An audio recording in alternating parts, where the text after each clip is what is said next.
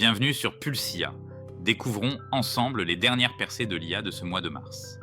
Commençons du côté de l'ONU, qui adopte une résolution historique sur l'IA. Cette initiative vise à assurer que l'IA soit développée et utilisée de manière à respecter, protéger et promouvoir les droits de l'homme. Elle appelle à une coopération internationale pour établir des cadres de réglementation qui garantissent la sécurité, la fiabilité et l'équité de l'IA. Cela met en lumière l'importance d'une gouvernance mondiale dans la maîtrise de l'IA qui devient un nouvel enjeu majeur. À Las Vegas, l'Adobe Summit 2024 a marqué un tournant significatif pour les créatifs avec l'introduction des modèles d'IA personnalisés.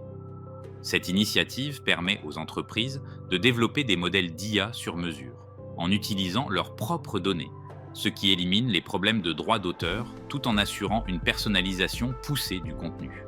Chez Samsung, on intensifie les efforts dans le domaine de l'IA avec l'ouverture d'un laboratoire dédié au développement de puces pour l'IA générale. Cela signifie une concentration sur des systèmes d'IA avec des capacités d'apprentissage et de compréhension au moins égales à celles des humains. Cela marque un pas de géant vers l'avènement de l'IA générale. En France, une étude récente révèle que 61% des Français considèrent l'IA générative comme une révolution technologique majeure, comparable à celle de l'imprimerie.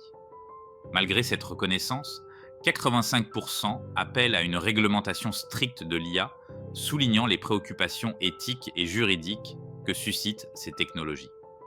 De plus, les Français sont également sceptiques quant à la capacité de l'IA à prendre des décisions autonomes, surtout dans des domaines critiques tels que la justice ou la médecine, appelant à une approche prudente et régulée de son intégration dans la société. WhatsApp enrichit son application de messagerie avec de nouvelles fonctionnalités propulsées par l'IA, notamment des outils d'édition d'images avancés et l'intégration de Meta AI pour des recherches directement depuis la barre de recherche de l'application. Ces innovations visent à améliorer l'expérience utilisateur en rendant la communication plus interactive et personnalisée.